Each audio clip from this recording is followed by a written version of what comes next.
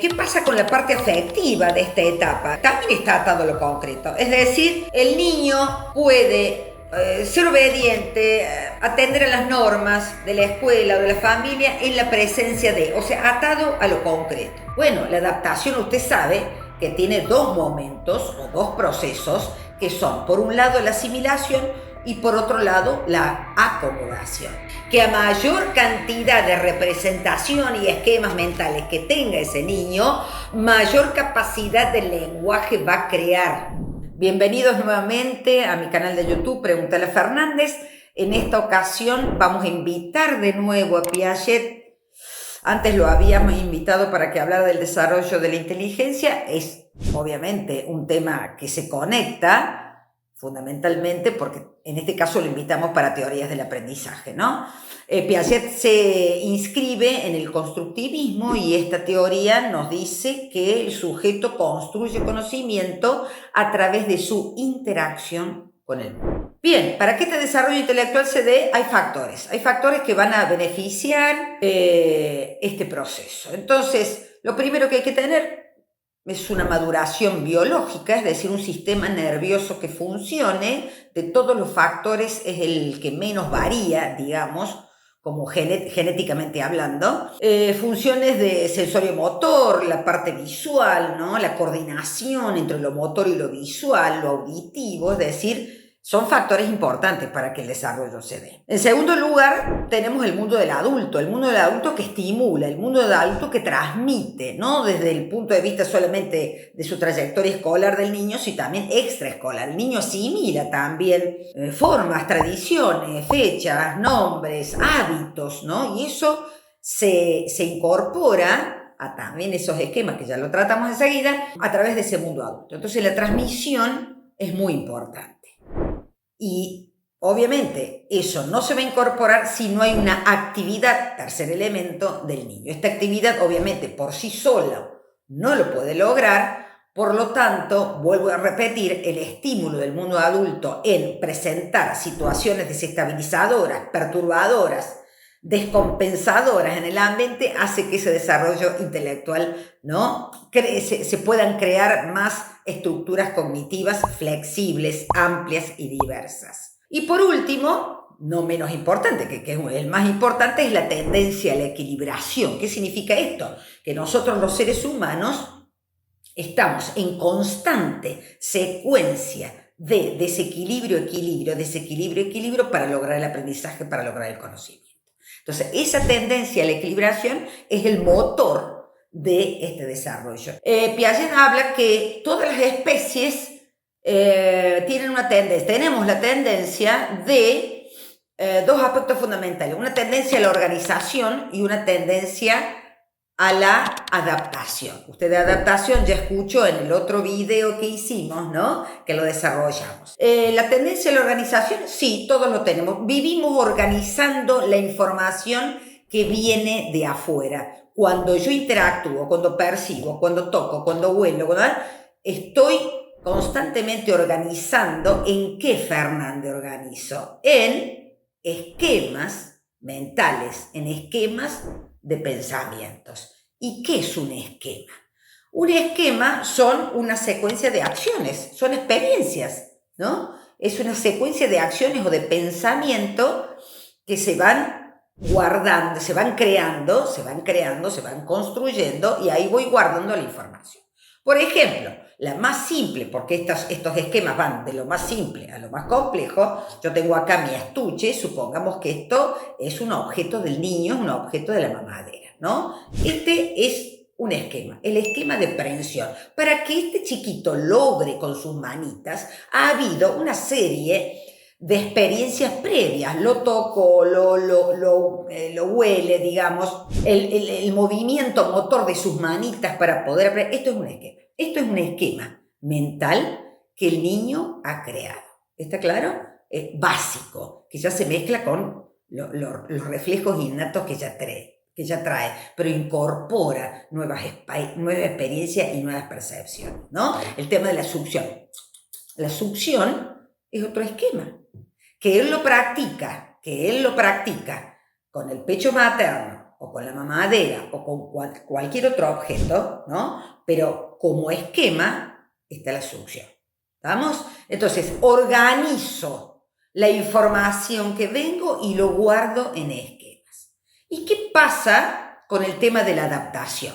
Bueno, la adaptación usted sabe que tiene dos momentos o dos procesos que son, por un lado, la asimilación y por otro lado, la acomodación. Eso forma la adaptación, ¿no? ¿Qué pasa con la asimilación? Yo incorporo elementos nuevos, yo percibo, yo veo, yo huelo, yo toco, yo observo, ¿está claro? Pero siempre en la asimilación lo que estoy incorporando se está ajustando al esquema mental que yo tengo. Se está ajustando al esquema mental que yo ya poseo. Es decir, no hay como un movimiento, ¿no? No hay como un movimiento wow. Es decir, lo que estoy incorporando ya se está incorporando. Pero ¿qué pasa con la acomodación? Supongamos el tema de la succión. El tema de la succión, ¿es un esquema que tiene? Sí, es un esquema. Pero él va después a diferenciar porque va a acomodar los distintos estímulos. Es decir, hay una succión para alimentarse, hay una succión para el chupete, para dormirse, hay una succión para, no sé, para practicar, para distraerse. Es decir, cuando acomodo es porque estoy trayendo elementos nuevos que los puedo diferenciar o encontrar similitudes armando esquemas nuevos, ¿no? Entonces, es como usted dice, el niño que tiene en su casa un gato o un perro. Incorporó el esquema gato, formó el esquema gato. ¿Con qué, Fernández? Y el pelaje, lo toca, lo huele, ve cuando el gato se pone así, guau, miau, lo escucha. Es decir, hay un esquema gato con toda esa percepción y ese esquema gato, una asimilación. Ahora, cuando sale a la plaza y sale al barrio y vea o un perro o un conejo, qué sé yo, o pasa un caballo, ese elemento nuevo que tiene que incorporar ya no va con el esquema gato, no pega. Por lo tanto, tendrá que formar una estructura nueva, un esquema nuevo, que será una estructura cognitiva nueva, para que ese elemento nuevo se acomode. ¿Te das cuenta? Es decir, asimilación, acomoda. Asimilo, acomodo, adapto. La verdadera equilibración es esto, es decir, es el juego interno. ¿Por qué? Ese juego interno lo hace él autorregula, ¿no? Esta cuestión de crear esquemas mentales, ¿no? Vaya la importancia de lo que estamos hablando, vamos al aula. ¿Qué esquema mental estamos usando en nuestra práctica pedagógica? ¿Estamos haciendo transformar esquemas mentales nuevos? ¿Estamos transformando estructuras cognitivas? ¿O el esquema que yo uso de enseñanza se adapta totalmente al esquema que tiene la criatura y no hay adaptación y no hay reestructuración de mi estructura cognitiva, valga la redundancia, ¿no? Si usted tiene, esto lo saqué de una charla TEDx de un adolescente que decía la práctica pedagógica de hoy, ¿no? Pizarrón, carpeta, prueba, ¿no? Pizarrón, carpeta, prueba. Y si usted le dice al niño, le dice al estudiante, busque la respuesta en la página 190, párrafo 5, y conteste el cuestionario, y obviamente ese esquema mental, ahí hay simple asimilación, una que otra acomodación, pero no hay una ruptura. Bueno, pero yo incorporo la computadora. Muy bien, excelente. Estamos en las épocas de la tecnología, obviamente. Ahora, si usted incorpora la computadora y lo único que hace es reemplazar el pizarrón carpeta prueba en la pantalla del monitor, el archivo que lo hace en PDF y el teclado, digamos que hay como una acomodación, digamos, porque hay elementos nuevos, pero se crearán esquemas mentales con respecto a lo informático. Pero yo no sé de qué manera, porque si usted en el PDF que crea, usted le dice, bueno, en la página tal del PDF tienen ahí la respuesta y el párrafo tal, y digamos que estamos incorporando elementos nuevos, pero que se ajustan demasiado al modelo mental, ¿no? Por eso, cuidado con eso, porque yo puedo incorporar. Sí hay aprendizaje en que, si usted le dice, suba este archivo al Drive, ya hay una operación. Es decir, hay un idioma digital, hay un idioma computarizado que no podemos decir que no haya aprendizaje. La pregunta es, ¿qué es lo que usted quiere enseñar? Si usted quiere enseñar TICs, está perfecto porque estamos en el mundo, y más hoy con la inteligencia artificial que da para otro capítulo. Pero si lo único que estoy haciendo es reemplazando elementos y no hago la disrupción, porque no pregunto algo disfuncional, porque no presento algo que desbarajuste esa estructura mental, me parece que estamos simplemente incorporando elementos nuevos que se están acomodando fácilmente al esquema mental que tiene esa criatura. Por eso hay un autor que se llama Pozo que lo cita a Piaget y habla de las respuestas no adaptativas y las respuestas adaptativas. Las no adaptativas son aquello que lo que está afuera se condice tanto con el esquema mental que no hay aprendizaje, no pasa nada. No pasa absolutamente nada. Es como el operario que pone durante las 8 horas de trabajo el tornillo. ¿Qué pasó? Hay nada. No se aprende nada. Y después están las respuestas adaptativas que son alfa, beta y gamma en su distinta densidad y entidad para producir conocimiento o para producir aprendizaje, ¿no? Las alfa leve, las beta medianamente y las gamma la explosión. La explosión. ¿Qué significa? ¿Son brillantes? No, no son brillantes. No son brillantes. Son estrategias que, son respuestas que yo logro que el alumno dé, que cambian su estructura cognitiva y que son muy efectivas. ¿Por qué tienen tanto éxito? Y lo traigo a colación porque acá en Córdoba, Argentina, el 2 de agosto se han elaborado la Feria de Ciencia en todas las escuelas. ¡Wow! ¿No? ¿Por qué son tan importantes las ferias de ciencias? Que parece la niña bonita la educación. No, nada de eso. No es que sea la niña bonita y el aprendizaje basado en proyectos ya son décadas y décadas que se vienen proponiendo, pero en la realidad que estamos con poco presupuesto, con un docente con carga horaria pequeña, digamos, sale de acá y se va para allá, es costoso, es caro y mucho trabajo. En realidad la Feria de Ciencia debería ser una práctica pedagógica que en vez de ser tan estrambólica, debería ser una práctica que se realice por lo menos una vez al mes, ¿no? Un proyecto, un mini proyecto. ¿Por qué? Porque el estudiante aprende desde otro lugar, desde armar una maqueta, desde hacer un plano, de leer un plano, de interpretar algo, de hacer un dibujo. Para la Feria de Ciencia, que me encanta como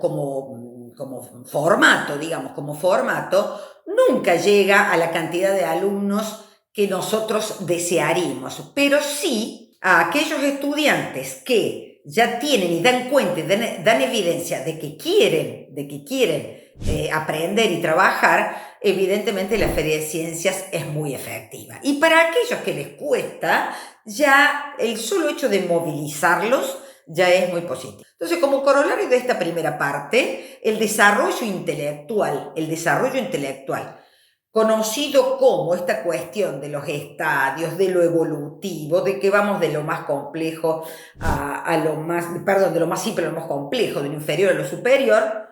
Esto de hacer y lograr no solo la asimilación y la acomodación, sino que la adaptación, ese constante movimiento de desequilibrio, equilibrio, es la propuesta docente, ¿no? Mientras mayor innovación haya dentro de lo posible, el aprendizaje estará medianamente garantizado. Bueno, vamos de lleno ahora con el primer periodo del desarrollo intelectual, que es el periodo sensorio-motor. Ustedes ya se acuerdan, va de 0 a 2 años. ¿Qué característica tiene, Fernando, este periodo? Es maravilloso. Acá se ven mucho el avance, porque partimos de reflejos, pasamos por hábitos y llegamos al acto inteligente. Es muy importante, como su nombre lo indica, la actividad de este niño en la indagación, exploración, manipulación de los objetos. Por eso es tan importante la maduración biológica, visual y motora, ¿no? Para descubrir ese mundo. Lo importante acá también es que ese niño con el mundo está indiviso, o sea, es una sola cosa, no tiene conciencia del objeto, digamos, es una sola cosa. Por eso, según Piaget, todavía no hay acto inteligente. No hay acto inteligente porque el acto inteligente requiere una direccionalidad, un trabajo de medios y de fines, ¿no? Una direccionalidad. Entonces, lo que trae el niño, que son reflejos, que es algo innato, es algo biológico, es algo que traemos, y a través de la interacción con el mundo, ese reflejo, que por ejemplo, ya pusimos el ejemplo, cuando comencé a hablar de la succión es un reflejo, pero Fernández no me dijo que era un esquema. Sí, se transforma en esquema, pero es un reflejo en tanto lo traemos. Pero si el niño no tiene interacción con lo de afuera, si no está el pecho materno, si no está la mamadera, no está el dedo, no está el chupete, el esquema succión no se genera. Es decir, se viene con el reflejo, pero a través de la interacción se está formando el esquema, ¿no? Y esa interacción con la indagación, con tocar, con oler, con percibir, se forma el esquema. Después de ese reflejo viene el hábito. El hábito también son acciones que se repiten, pero que no son casuales, digamos. No hay una causalidad, son casuales. Es decir, no tienen un fin determinado, no tienen una meta, no tienen una direccionalidad. Ahora bien, si el niño tiene la pelota allá en la punta de la cama y hay una finalidad donde él quiere obtenerlo, él va a hacer esto. Él va, y ahí hay acto inteligente, ¿no? Él va a correr la manta y hacerse de ese objeto. Es decir, hay medios y hay fines, hay toda una actividad intencional y direccional. Ahí recién aparece el acto inteligente. Es decir, venimos con los reflejos y el reflejo es el ladrillo que es la base de todas las adaptaciones que tengamos en nuestro desarrollo intelectual. La asimilación existe acá, sí señor. La adaptación existe, o sea, la asimilación, la acomodación y por ende la adaptación está constantemente equilibrando. Y perdone que traiga el tema de la succión, pero la succión, como dije yo, es un reflejo, pero se convierte en esquema por la interacción con el medio. Y acá hay otra cosa muy importante, que ese mundo que comienza indiviso se va separando poco a poco, y aparece una categoría conceptual de Piaget que es permanencia del objeto. Es decir, el niño se puede representar el objeto mentalmente. Es una actividad tremenda, ¿no? La representación mental del objeto. ¿Por qué? Porque él se puede representar mentalmente el objeto que no está. Mamá existe, pero no está, pero la puedo pensar. La mamadera existe, pero no está, la puedo pensar. La pelota existe, pero no está, y la puedo pensar. Entonces, permanece el objeto. Es una categoría piagetiana, digamos, ¿no? Fíjense lo importante acá, lo sensorio-motor, el reflejo, los hábitos, el acto inteligente, los tres procesos que se dan, ¿no? Asimilación, acomodación, adaptación. Periodos que nos van preparando para el siguiente, es decir, periodo que si se resuelve satisfactoriamente nos prepara para el siguiente. ¿Son taxativos, Fernández, en edad? No es taxativo, no es matemático, sino que son estadios o periodos de nuestro pensamiento intelectual donde se espera que el chico o el adulto realice ciertas competencias cognitivas, habilidades sociales, lo que quiera, ¿me entiende? Y son acumulativas, es decir, usted si tiene 40 años también practica el ensayo y error. Todos estos periodos o habilidades de una etapa de 0 a 2 años, los adultos obviamente los tenemos incorporados en nuestro registro y en nuestra historia intelectual para adquirir saberes. El segundo periodo es el periodo preoperacional que va de 2 a 7 años. Ya salimos del sensorio motor. Acá el niño puede representar una imagen mental sin que el objeto esté presente. ¿Qué pasaba en el sensorio motor? Las secuencias eran sucesivas, reflejos, hábitos y comienzo de un acto inteligente, permanencia del objeto, el objeto existe pero no está, pero en este caso el niño ya puede representar mentalmente un objeto no presente, ¿no? Es decir, se hace una imagen mental del objeto que no está. Es decir, función simbólica propiamente dicha en esta etapa, ¿no? Una de las, avances muy notorios en esta etapa. ¿Qué pasa con esta función simbólica? El niño puede evocar algo del pasado, o sea, lo evoca en el presente un suceso del pasado que ha sido construido en contacto con el objeto, en esa interacción con el objeto, en esa situación donde estaba imbuido de muchos sentidos, como lo visual, lo auditivo, lo olfativo, y lo trae al presente. ¿Y cómo lo manifiesta Fernández a esa imagen, esa representación mental? Justamente lo hace a través de la imitación y a través del juego.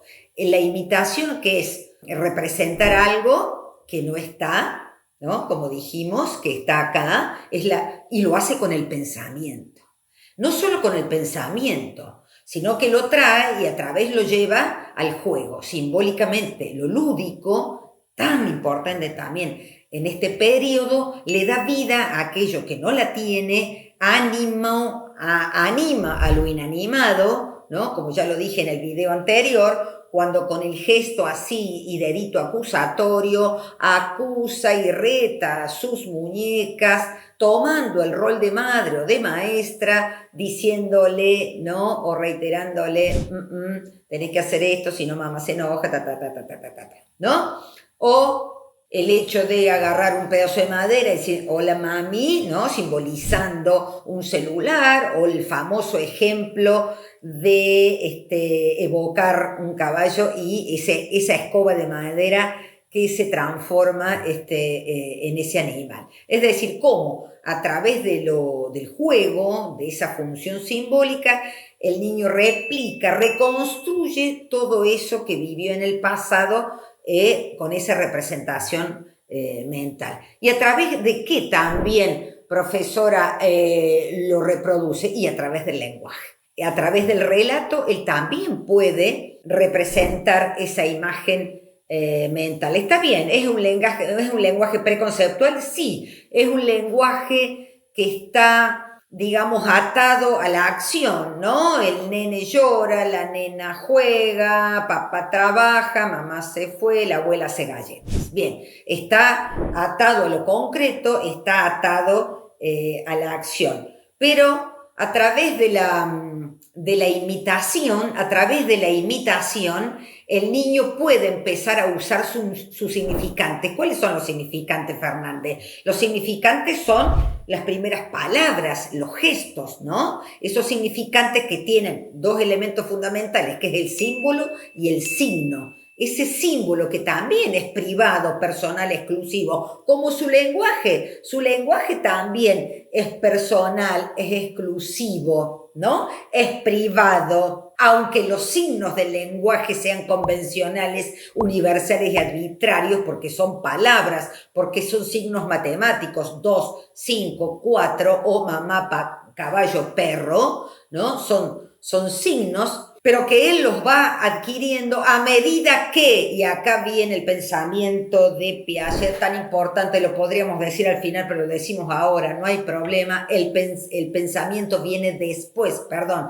Primero es la representación mental y después viene el lenguaje. Primero pensamiento, después lenguaje. Quiere decir que a mayor cantidad de representación y esquemas mentales que tenga ese niño, mayor capacidad del lenguaje va a crear.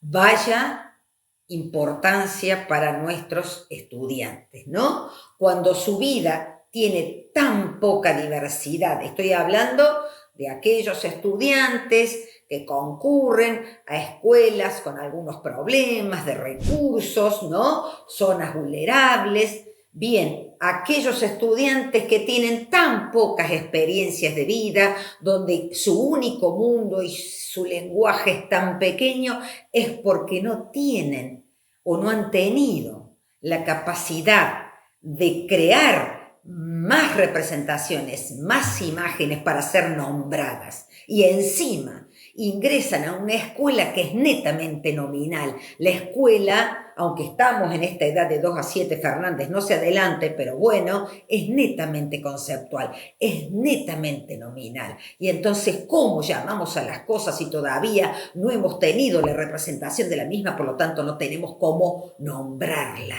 ¿no? Y sobre todo quiero decir esto de esta etapa.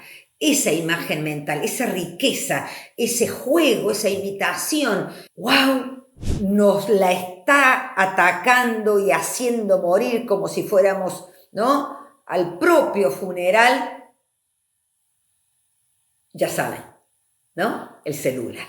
Todas esas imágenes mentales que se debería crear el niño a través de su propio juego, de su propia imaginación, está siendo reemplazada por el celular. Ese celular parece el cerebro del niño. Ese celular es el cerebro del niño. O sea que ya esos esquemas mentales están como quietitos, como que no se reproducen, como que no se mueven, ¿no?, con respecto a esta etapa. Bien, triste, pero real. No pesimista, pero desafío el fin. Y entonces, ¿qué otra cosa aparece acá? El pensamiento irreversible. ¿Por qué? Porque el pensamiento es estático, es rígido, ¿no? Es concreto. Famoso experimento que están en todos los libros que usted quiere investigar.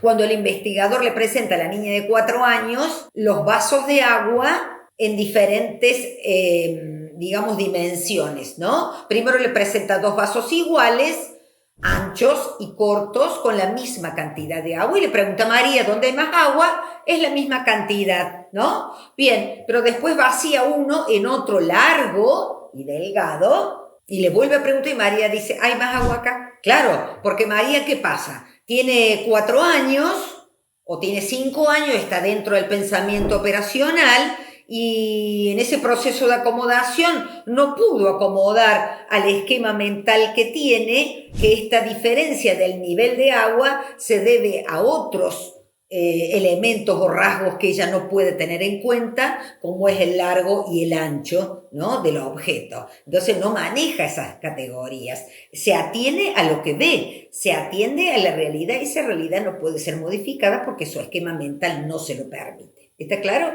Entonces, este pensamiento preoperacional está basado en esa irreversibilidad, así como teníamos permanencia del objeto acá tenemos irreversibilidad. Piensen en el lenguaje, que también es irreversible, ¿no? El lenguaje atado a lo concreto. El nene llora, la nena juega, atado a lo concreto. Cuando vaya adquiriendo un lenguaje más conceptual, él se podrá, apartar de esa imagen mental que quiere relatar tranquilamente, y la comunicación va a ser totalmente fluida, sin apegado a lo concreto. ¿Qué estamos viendo, Fernández, también a nivel secundario? Es que los niños los jóvenes, 14, 15 años, todavía están apegados muy a lo concreto, están muy operativos, les cuesta dar ese salto cualitativo a lo abstracto, a lo formal, por eso las matemáticas por ahí no avanzan, y lo que está viendo a lo mejor un chico de 5º, 4º año, a veces operaciones que están viendo matemáticas, corresponden a otros periodos anteriores, ¿no? El lenguaje, a menor representación mental,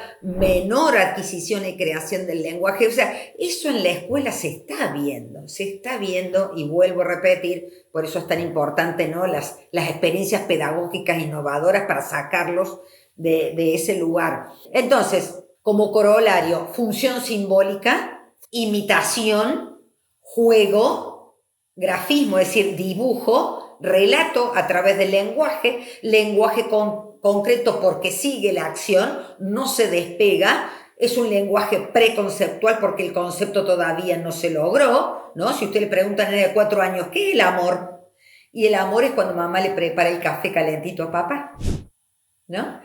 ¿Por qué el barco no se hunde? Porque el barco es inteligente. ¿Y qué significa ser inteligente y no hacer las cosas que no se deben hacer? ¿Y la luna por qué sale de noche? Y la luna sale de noche porque todos tenemos que ir a dormir, y aparte ilumina las calles. Imagínese esa lógica, ¿no? Esa lógica preconceptual, esa lógica atada a lo concreto, operativo y lo cotidiano. Bueno, continuando con el desarrollo intelectual, entramos al pensamiento operacional concreto. Sigue siendo concreto, pero ya es operacional. Es decir, el niño puede realizar operaciones matemáticas, lingüísticas, utiliza los signos, puede categorizar, es decir, puede no elaborar, sino ordenar en base a categoría, tamaño, color, forma, textura, etc. Puede abrir su mundo privado, concreto, estático y rígido a nivel de pensamiento, y el ingreso a esa escuela primaria le abre las puertas a la posibilidad de crear nuevas estructuras cognitivas por el contacto con el otro. Se da cuenta que su punto de vista no es el único, quiere decir que su pensamiento egocéntrico puede modificarse, hay amplitud, hay diversidad, reordena sus ideas, ¿no? Y se siente interpelado por el modo de hacer y de pensar de esos compañeros. Acá hay dos componentes fundamentales, que son la reversibilidad, ¿no? Acuérdense de la irreversibilidad, la reversibilidad del pensamiento, es decir, los objetos se transforman y se modifican y pueden volver a su estado anterior y aún así conservar la sustancia y conservar la cantidad. ¿Se acuerdan del ejemplo de María? Que no podía explicar cómo el agua se elevaba o decía, hay más agua aquí, y en realidad era la misma cantidad, porque no podía tener en cuenta la dimensión de el vaso más estrecho y largo, por consiguiente el nivel de agua se elevaba. Ahora sí lo entiende, ahora entiende que esa dimensión del objeto,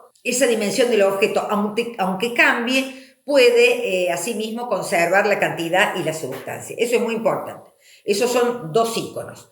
Bien, ¿qué pasa con la parte afectiva de esta etapa? ¿Qué pasa con la parte afectiva? También está atado a lo concreto. Es decir, el niño puede ser obediente, atender a las normas de la escuela o de la familia en la presencia de, o sea, atado a lo concreto. La idea que es que así como ese desarrollo intelectual evoluciona, también lo afectivo, emocional, porque también es inteligencia,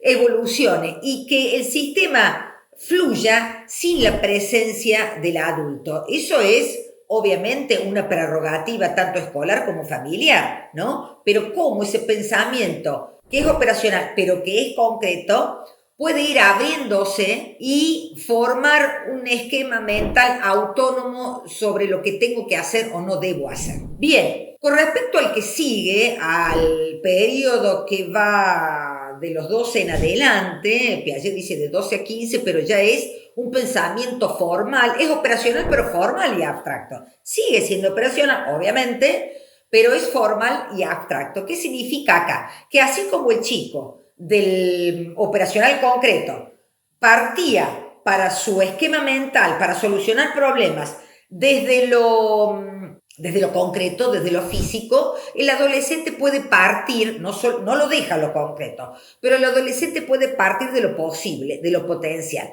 Entonces, es muy probable que ante una situación problemática que le presente la escuela o el aula, el docente, él pueda elaborar algunos tipos de soluciones, juntar datos, relevar datos, corroborar, verificar, contrastar, desechar esas hipótesis y empezar de nuevo, ¿no? Fíjese el pensamiento cómo va y viene.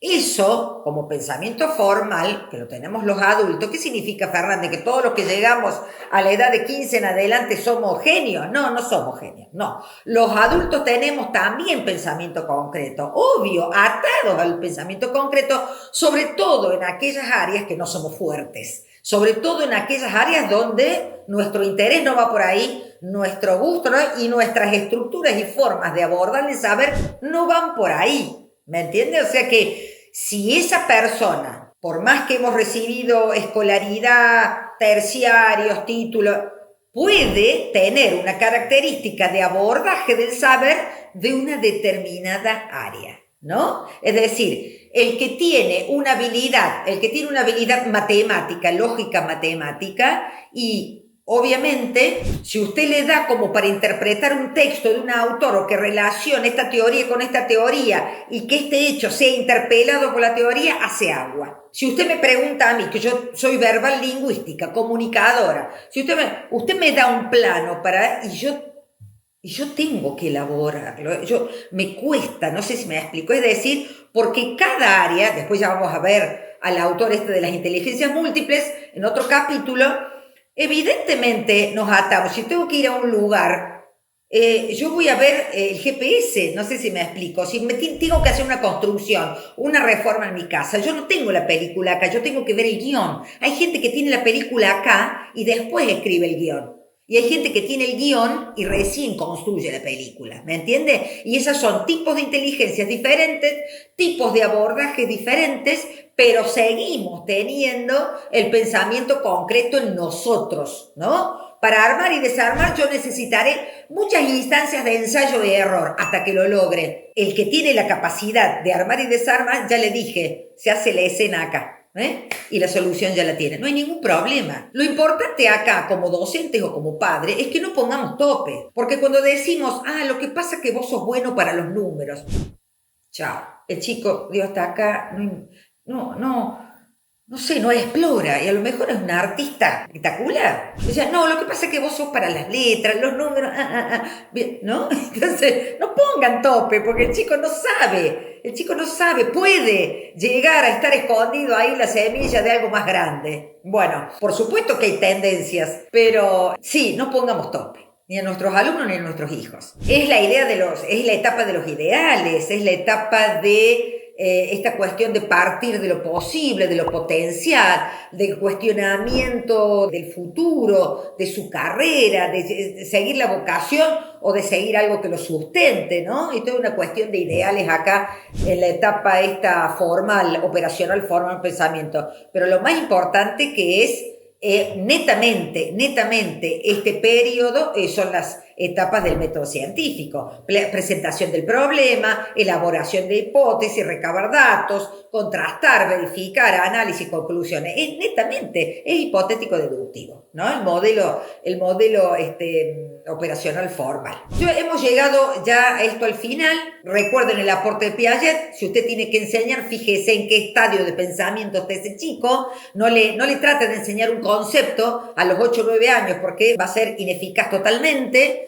Y si ya está en la etapa formal, sáquelo del operativo y trate de que él imagine la película sin el guión. Es decir, primero veamos dónde está transitando y también qué tipo de inteligencia puede manifestar o qué tipo de abordaje con los saberes, ¿no? Para ayudarlo en ese desarrollo. Otra cosa muy importante en la escuela secundaria, saquemos un poco el tema problema, ¿no? Esto lo pongo yo como un agregado de Fernández, ¿no? Parece que el chico va a la escuela problema número tal, situaciones problemáticas, problema de grooming, problema de sexting, problema de bullying, problema de embarazo, problema de drogadicción, problema. Y encima en matemáticas, situaciones problemáticas. A ver, ¿podemos cambiar un poquito el lenguaje, que el lenguaje crea realidad? Es decir, a ver, ¿qué te parece? Te presento esta situación desafiante. Realmente en las escuelas se está esto, ¿no? Y no solo esos problemas de salario de los docentes, problemas del agua, problemas de edilicio, problemas de esto, problemas... El chico entra y ya entra a la gran escuela. ¿Cómo se llama la escuela? Problema número X, para no decir ninguno. ¿Estamos? Sí, tratemos un poquito de que esto de desafiar, pero desafiar no a través del problema, sino de la propuesta, de la solución. El otro aporte de Piaget, obviamente, mientras más diversa es la propuesta, lo vuelvo a decir, la cuestión de la práctica innovadora, o desestabilizadora o disfuncional en el sentido de que rompe, ¿no? Rompe pizarrón, carpeta, prueba, y es posible que los movilicemos. Y se moviliza el cuerpo, ya dije, con los proyectos, con la Feria de Ciencias, se movilizan un poco las neuronas, ¿no? Pensemos un poco, ya sé, es caro, se gana poco, faltan muchos recursos, pero... Parece que estamos viendo la solución ahí, pero no la queremos, no tocamos mucho porque se descalabran otras cuestiones. Entonces, hasta aquí he llegado. Espero que les resulte útil a aquellos que están estudiando y a los que no, también que les sirva para sobrinos, para nietos, para lo que sea. Nos vemos en el próximo encuentro con otro constructivista que es Vygotsky. Así que, bueno, si quieren, suscríbanse y nos vemos en la próxima. Muchas gracias.